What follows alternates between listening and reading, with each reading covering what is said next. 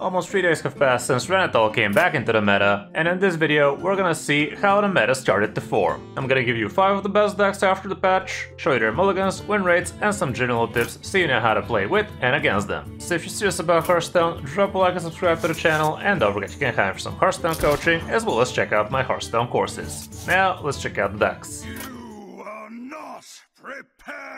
Before we get into the decks, I'd just like to clarify, it's a little bit too early for us to actually see the real best decks just yet, because with Renathal back in the meta, basically it's gonna be very hard to actually get a critical mass of gameplay of decks with actual 40 cards in them, so we're not really gonna see much representation of Renathal decks in this one. As you can see right now, since the patch came through, we can only see 2 variants of Renathal decks actually having somewhat enough games, and they're not even doing that amazingly well, so there's that. I will still try and give you a few of the best 40 decks at the end of the top 5, where we're gonna check out the side Donkey that went to HS Guru now, and there we can see some of the best performers with Renathal. Anyway, the first deck on the list is gonna be Rainbow Shaman, and it's not even close. This deck really has tons of sample size, and it's about 63% win rate from Diamond to Legend ever since the patch came out, so it's definitely a no-brainer to go with this one if you want some easy climbing. This looks like a pretty standard Razzler deck, and it only actually has a single Horn of the Windlord, but it's also going heavily on Wave and Nostalgia action, so you can do some massive boards. You have plenty of tokeny stuff, you have a couple of Cult Neophytes so you can play around some spell-heavy decks, or against mages basically, so you can prevent them from doing Tsunami super early. Gold Banner can help you a little bit with a card draw, Greedy Banner helps you do a lot more things than you're supposed to, single copy of Malted Magma as your fire spell, couple of Sigil of Skydivings which can be insanely OP, because if you stack a couple of these on turn 4, you could go for a turn 5 Wave of Nostalgia with basically a full board, and that can be massive. You could also do plenty like that with the help of Thrall's Gift. You could do a turn 6 Bloodlust like that, you could also get a bunch of stuff with Carefree Cookie like that. You get the picture, Sigil is pretty OP. We have Galganeth in here obviously, and in terms of overload cards, you actually don't have any. Am I blind? Yeah, I don't see any overload cards in here, but you basically usually use him for the 3 damage AoE plus 6 healing, so who cares about drawing anyway. We have a single copy of the Horn of the Windlord. You don't actually have much in terms of damage amplification, you literally have 0 actually, so it's in here basically as a control tool. We have a couple of Razzlers, and the Pylon plus Ticking module is in here, so you can actually make your other idiots bigger. Matchup-wise, we really don't have much stats, but apparently you're gonna be great against mages, so there's that. And as for the mulligan, we're gonna go with the kept traits, just to be sure. We're seeing some adequate stats, and yeah, you want to be curving out well going first with patches, with Murloc Glowfin, Sigil is great, single Gold Banner is also nice, Gorgon Zormu definitely not bad, the Needle Rock for card draw, the Greedy Partner for coin. Basically try to curve out decently well is what I'm trying to say. If you have a 1-drop, Trusty Companion can also be great. And on the coin, again, you want your good 1-drops, your Gorgon Zormu, Sigil, it's literally the same thing, isn't it? Not a single change, honestly. This is the deck I showed you, almost 64% win rate, 1000 games, and we have several different iterations of it as well. They are quite different from each other, however, so yeah, seems like this one is the go-to right now. We can also see this Rainbow doing quite nicely with Jam Session and some other skirting action and whatnot, a couple of weapons. We can also see another variant of Evolve Shaman. This is with matching outfits and whatnot. Elemental Shaman is playable, nothing to write home about, and Highlander is under 50 right now, so keep that in mind. On the number 2 spot, Big Spell Mage, and this is the 30 list, is one of the best decks according to the stats so far, but I would like to point out that the 40 is probably going to be better. I will actually give you a guide about it tomorrow with some of my gameplay, and I will show you some of the 40 lists at the end of this video as well. But right now, according to the stats, here's what we have. Big Spell Mage, 60% almost, 1500 games, definitely nothing to scoff at. So let's go over this one as well. Not too much differences from some of the lists we've been seeing lately. This one has a little bit more early game control with things like Rising Wave, Reverb. You also have Primordial Glyphs. You no longer run things like Cephalopods, so you don't actually get hurt by running smaller spells. We actually have room for Caligos in here. We also have the Projection Orb, which turned out to be pretty massive.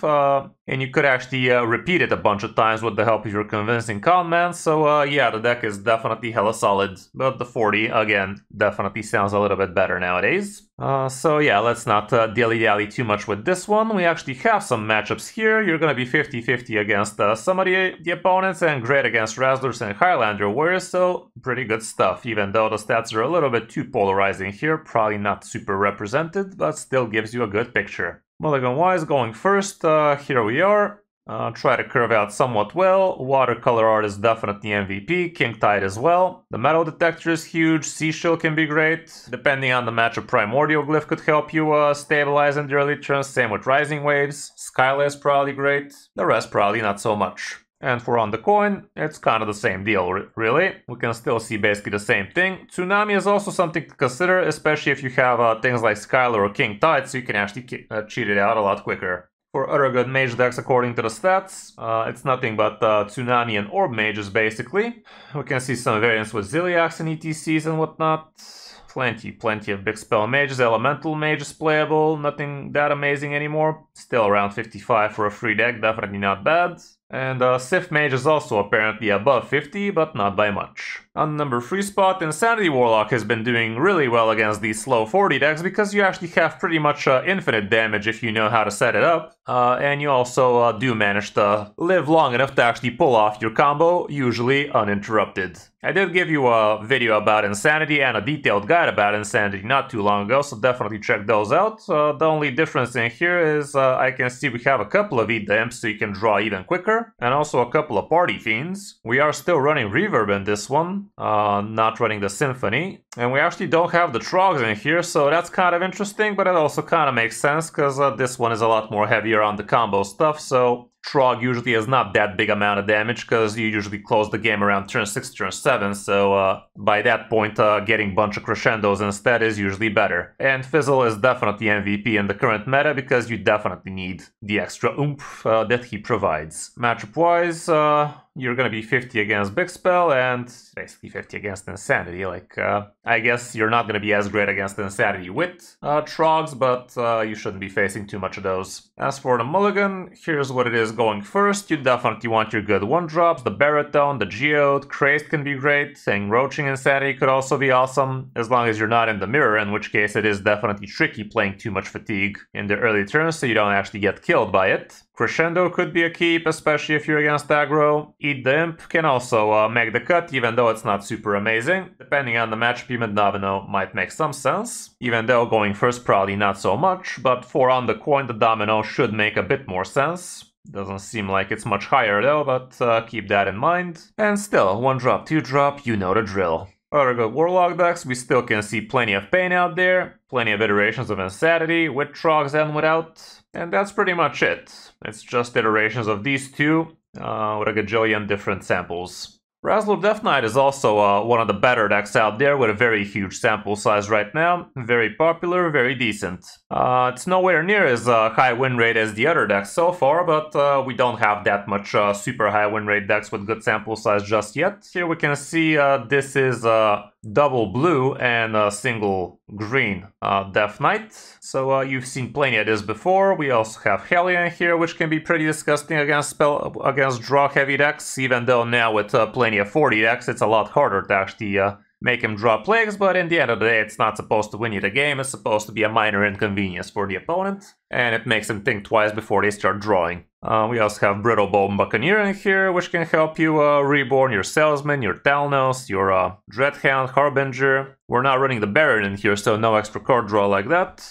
We also have the Location, which can be massive damage. Marrow Manipulator is also pretty lit, and Razzler usually gives an obscene amount of stats quite early. Primus is nice for some extra sustainability and control tools, and Reska at the end is also massive with the help of Brittle Bone Buccaneers, so keep that in mind. Ooh, we actually have plenty of matchups in here. It's one of the more represented decks indeed, but you're not going to be great against things like Dungar and Highlander Druid. Everything else is quite green, however. For the Mulligan going first, again, curving out is the name of the game, so make sure to be keeping the good early game minions. Mining Casualties is also pretty nice, Gorgon Zormo obviously, Buttons and Helia. You might want to pick one of those, because you want to be curving into them, and keeping 2 4-drops probably not the best idea. And for on the coin, again, the 4 drops are still pretty lit, and the rest looks pretty much the same as well. Hero location might also make some sense if you're curving well into it. Horn of the Winter can also be pretty good, especially if you have a couple of 2 drops for turn 2, so that can be pretty massive. Like, let's say if you have a Horn,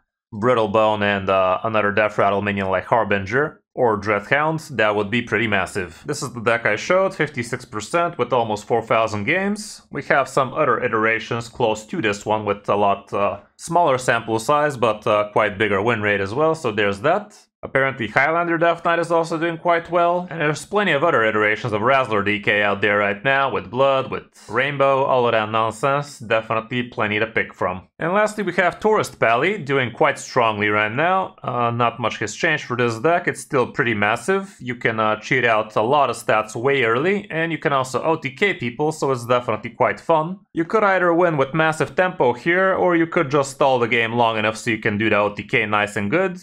So again, I do have a somewhat detailed guide about this deck from not too long ago. Definitely recommend you checking that one out, so you can really know how to make the most out of this one. For the matchups, you can see Insanity is going to be pretty easy for you, and same can be said for Big Spell Mage, so that's a very huge plus, being able to beat 2 of the top 5 decks right now. Quite strong, and we don't even have exact stats of how it performs against the others, so there's that too. Maybe if we drag it to the last 30, we can see a lot more. And yeah, we can see that some of the Dragon Druids and Highlander Druids are not going to be too great for you. Razzler DK is also negative, Big Shaman, Rainbow, Dagger Rogue is not really up there anymore. Dummy Warrior still could be a problem, and Overkill Priest is also not too great, but not unbeatable. For the mulligan, here's what it looks like going first. Again, try to get some of the good early game minions. Pipsy or Amidas could also be interesting keeps, especially if you have your Sea Shield, which is also a pretty good keep. The weapon ain't bad. Robocolor can help you with the card draw, and it's usually not much else when you're going first. As for going second, you could even consider Living Horizon a lot more here, because you are going to have extra cards. Pipsy still pretty good. Robocolor could be a little bit clunky here, because like I said, you're going to have more cards, so it's going to be a bit tricky with the overdraw, but yeah, it's not much different. For the other good Pally decks, we can also see Hand Buff somewhat represented, but it's definitely plenty of tourists out there. This is the one I showed you, and there's a lot more represented Tourist Pally with Yogg instead in here, which is also doing quite well, but it is almost 1% lower, so I showed you the better one supposedly. And we can also see Flood Pally still being playable, but just a fraction of what it used to be, it seems. Before I show you the other working archetypes for the other classes, let me just show you some of the best Renathal 40 decks. Here's an XL Maxi Bomb OTK Druid. I just gave you a guide about this one yesterday. Pretty good stuff. It is an absolute monster of a deck, so you can definitely grab the code from that one. And yeah, definitely high skill cap, but very high payoff, because it's just massive. It's literally the opponent usually can't do anything against you as long as you curve out semi-okay.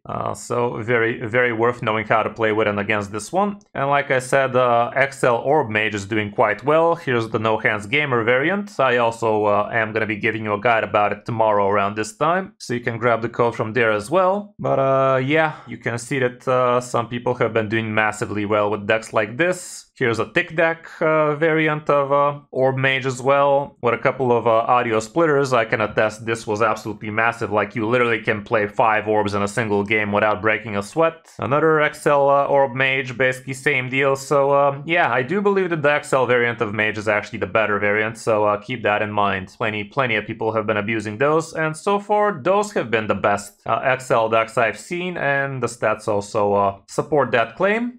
Pizza has been doing well with XL Highlander Druid as well. Not too well, not anywhere close as what the other decks have been performing like, but still something to check upon. I also gave you a XL Highlander Druid list, you might want to give that one a check. Okay, for the classes we haven't mentioned, starting off with Demon Hunter. Pirate Demon Hunter definitely took a big hit with Renathal coming back, because the plus 10 extra health basically helps most opponents to actually stabilize before you can close them out, so Pirate is definitely hurting right now. With Druids, Highlander Druid seems to be doing best, according to these stats at least. There's a lot more sample size to this one, but a lot lower win rate, so there's that as well. We can still see some Dragon Ram Druids doing well. Dungar Druid still does interesting well. I have a video about that one as well. You can also check out my video about this one. And that's kind of about it, isn't it? For Hunters, again, much like Demon Hunter, they're not doing very great right now, because the extra 10 health just prevents them from closing games before people start getting their key cards. Priests, Zarimi Priest seems to be doing best out of the lot, but Overkill Priest is still not to be disrespected, because if you know how to play this deck, not many can actually do much against you. Rogue is an absolute dumpster fire right now, so might want to sit this one out. And lastly, we also have Warrior, where Dummy Warrior seems to be doing best according to these stats, but I've been seeing a lot more Highlander Warriors and Odin Warriors at the top, so if you're good with those decks, you might actually want to give those a go as well. That's gonna be it for the top 5, guys. Hope this helps you figure out what you want to be playing until the new Hearthstone expansion launches. Now I'm gonna go give the cat a bath, so wish me luck. If you enjoyed the video and liked what I'm doing, drop a like and subscribe to the channel, and don't forget you can hire for some Hearthstone coaching, and also check out my Metafy courses. Thanks for watching. I'm Kris05, and I'll see you in my next video or stream.